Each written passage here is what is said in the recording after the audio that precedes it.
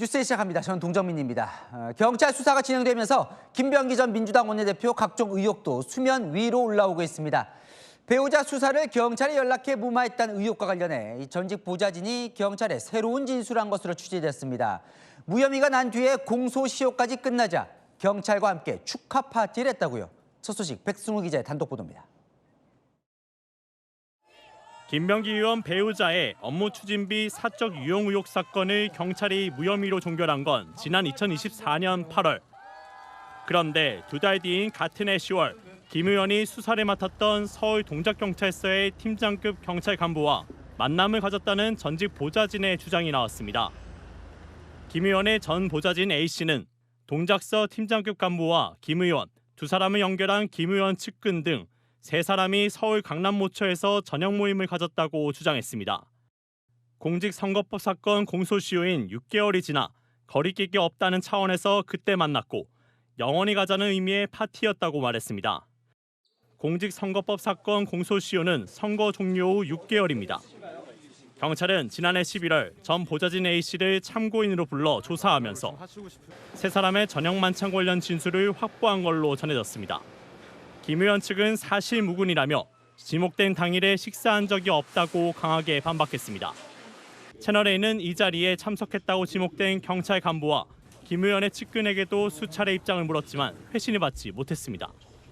한편 경찰청은 동작경찰서가 수사 중이던 김 의원의 차남 대학 편입 의혹 사건 등을 모두 서울경찰청으로 옮겨 수사하겠다고 밝혔습니다. 채널A 뉴스 백승우입니다. 김병기 전 원내대표 아들의 대학 편입 때 특혜를 제공했다는 의혹과 관련해 전직 보좌진의 경찰 진술 내용도 취재가 됐는데요. 아들의 편입 자료를 얻기 위해 국회에서 행정부에 자료를 요청하는 시스템, 그 시스템을 활용했다는 내용이 포함됐습니다. 최지원 기자의 단독 보도로 이어갑니다. 김병기 전 원내대표의 전직 보좌진 A씨. 두 달 전 경찰 조사에서 김 전 원내대표 아들의 대학 편입을 돕기 위해 국회 의정자료 유통 시스템을 사용했다고 밝힌 것으로 취재됐습니다. 김 의원의 둘째 아들은 지난 2023년 3월 숭실대에 편입했습니다. 당시 아들을 계약학과에 편입시키기 위해 자료 조사를 지시했다는 겁니다. A씨는 계약학과가 있는 대학 현황과 경쟁률 등을 이 시스템으로 파악해 보고했다고 진술했습니다. 국회의원이나 보좌진이 정부기관에 공적 자료를 요구할 때 쓰는 의정자료 유통 시스템은 비공개 자료도 많아 보안 체계가 엄격합니다. 한 정치권 관계자는 사적으로 사용해서는 안 되는 공적 시스템이라고 설명했습니다. A씨는 수집된 정보를 통해 김 전 원내대표의 아들이 편입 요건을 채우기 위해 중소기업에 단기 취업했고 결국 편입에 성공했다고 경찰 진술에서 밝혔습니다. 김 의원 측은 제기된 의혹에 대해 편입 과정에 어떠한 부정도 없었다고 입장을 밝혔습니다. 채널A 뉴스 최재현입니다. 김병기 전 원내대표 공천 허언금 수수 의혹이 담긴 탄원서를 당시 김현지 이재명 의원실 보좌관에게 전달했다. 이수진 전 민주당 의원의 주장인데요. 김현지 실장, 이 탄원서를 받은 건 맞다면서도 다만 절차대로 곧바로 당 사무국에 전달했다는 뜻을 민주당이 밝혔습니다. 서창호 기자입니다. 김병기 전 원내대표가 구의원들에게 공천 대가로 수천만 원을 받은 의혹을 2024년 제기했던 이수진 전 민주당 의원. 이 전 의원은 당시 보좌진이 구의원들이 쓴 탄원서를 이재명 대표 의원실 소속 보좌관이었던 김현지 부속실장에게 전달했고 김 실장이 이 대표에게도 보고했다고 주장했습니다. 김 실장이 이재명 대표에게 보고됐다고 말한 대화 내용이 녹음돼 있다고도 주장했습니다. 민주당 지도부가 의혹을 인지하고도 조치 없이 넘어갔던 겁니다. 민주당은 즉각 반박했습니다. 김 실장에게 직접 확인한 결과 탄원서를 받은 것은 맞지만 보고 체계에 따라 당 사무국에 전달했고 그 이후 상황은 따로 규명해야 한다는 겁니다. 김현지 부서실장이 공천에 관여한 것처럼 그렇게 갖다가 맡아두고식으로 하는 것은 잘못된 것이다. 국민의힘은 핵심은 그 탄원서가 결국 의혹의 대상인 김병기 전 원내대표 손에 넘어간 것이라며 김현지 실장 소환 조사를 주장했습니다. 채널A 뉴스 서창호입니다. 김병기 전 원내대표 오늘 사퇴 이후 일주일 만에 처음 카메라 앞에 나타났습니다. 제명될지언정 탈당은 없다고 했습니다. 당내에서도 스스로 거취를 결정해야 한다는 목소리가 나오는 상황. 다음 주 당 윤리심판원이 징계를 논의합니다. 신희철 기자입니다. 원내대표 사퇴 이후 일주일 만에 한 유튜브 방송의 모습을 드러낸 김병기 민주당 의원. 정말 잘못했지만 탈당하지 않겠다고 선을 그었습니다. 제명을 당하는 한이 있더라도 저는 제 손으로 탈당을 하지 않겠습니다. 직접 의혹을 해명했습니다. 2022년 지방선거 당시 공천 헌금 수수 의혹을 알고도 김경시 의원에게 공천을 한 건 강선우 의원 측이 돈을 돌려줘 문제가 되지 않을 거라 판단했다고 밝혔습니다. 당시에 이제 강제 수사권은 없었으니까 얘기를 듣고 판단할 수밖에 없었던 상황입니다. 강선우 의원께서 그걸 갖다가 확인해 보니까 사무국장도 거기에서부터 클리어하대더라. 받지 않고 돌려줬다고.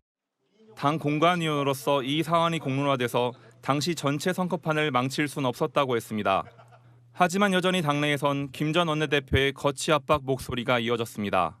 감찰의 결과를 보고 문제가 있다고 하면은 당이 결정할 때다.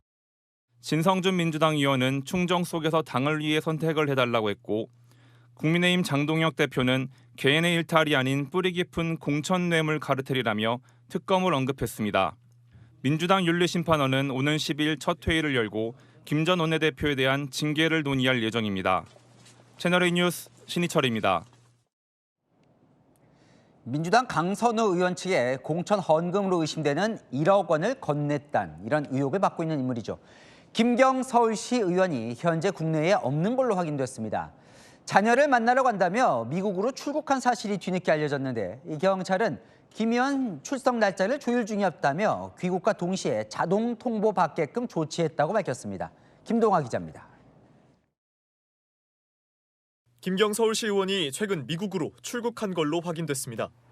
서울시의회 관계자는 김경 시의원이 미국에 거주하는 자녀를 만나러 출국한 것으로 안다고 밝혔습니다. 시의회 회기가 아니라 출국 시 보고 의무가 없는 것으로 안다고도 했습니다. 김 의원은 강선우 당시 민주당 의원에게 공천 대가로 1억 원을 전달했다는 의혹을 받아왔습니다.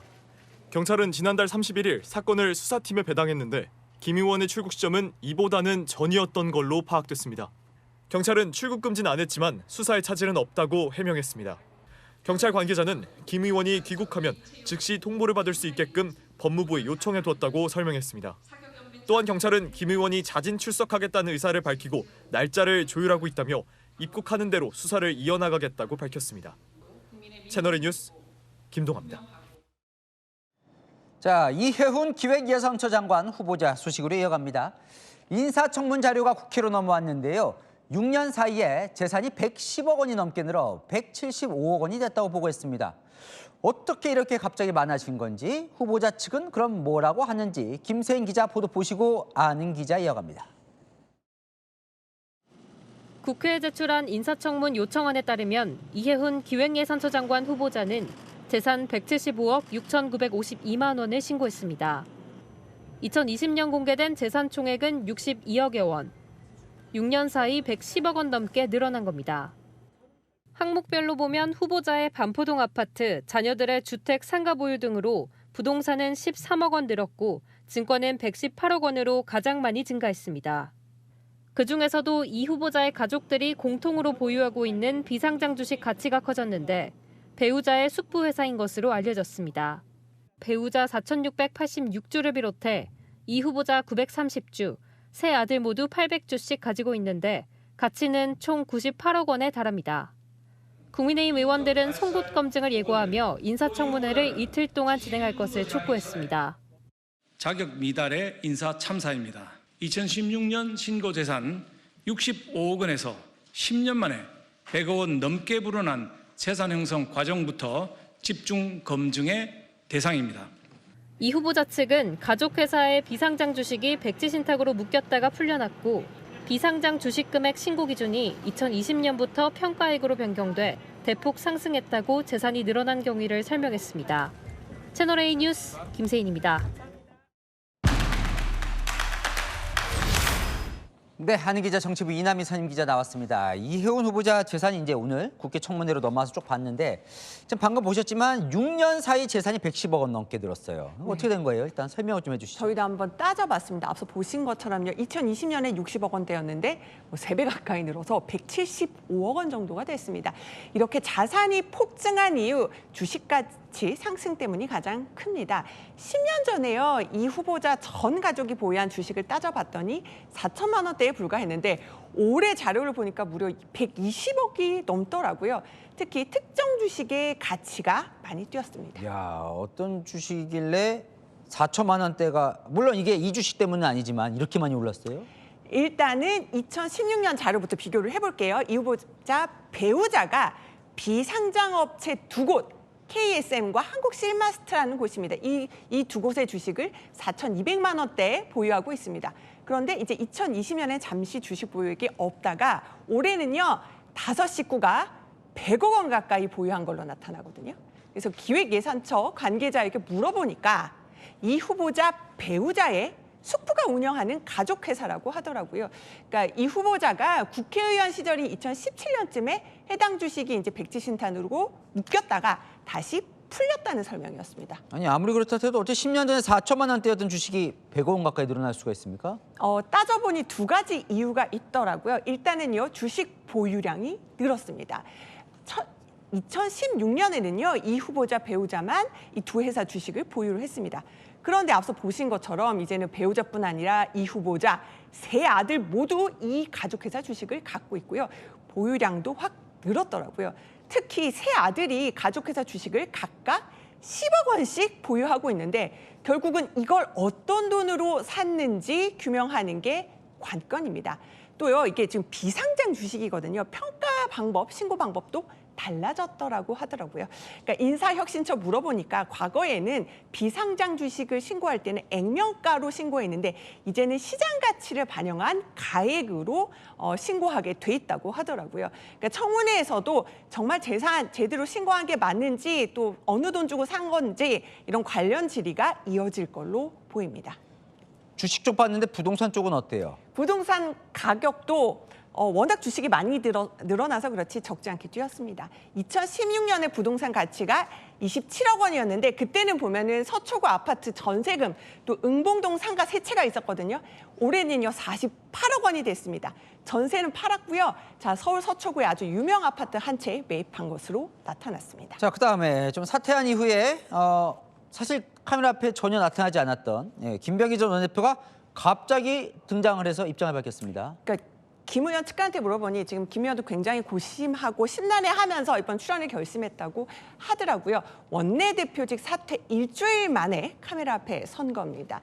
자신을 둘러싼 논란, 일단은 수사해보면 명명백백하게 밝혀질 것이다. 이러면서 탈당은 하지 않겠다고 선언을 했는데 핵심은요, 김 의원이 김경시 의원 논란을 알고도 왜 단수공천을 묵인했는지 그걸 규명하는 거잖아요. 그런데 그 해명 잘 납득 안 된다는 지적도 정치권에서. 뭐라 그래요? 그러니까 김경시 의원에게 녹취했잖아요. 강선 의원과 그 녹취 내용 보면. 그런데도 왜 다음 날 공천을 줬다고 합니까? 일단은 강선 의원 다음 날 확인해 보니까 그 사무국장 받지 않고 바로 돌려줬다고 하더라. 그러니까 강 의원 해명 믿었다라는 취지로 얘기를 했고요. 또 뭐 변호사 출신 전직 보좌관들도 법적으로는 문제가 없다고 해서 그렇게 했다라고 설명은 했습니다. 강선 의원이 그냥 돌려줬다고 하는 해명이라면 전화 녹취록에서 뭐 살려달라? 이렇게 말하는 건 왜 그런 거예요? 그러니까 바로 그 대목 때문에 김 의원 해명 완벽하게 납득은 안 간다. 의문이 남는다는 지적이 나오는 겁니다. 김 의원은요, 강 의원이 김경을 공천해달라면서 살려달라고 한 취지는 아니었다. 이렇게 설명은 했습니다. 그래요. 지금 민주당 쪽 분위기는 어때요?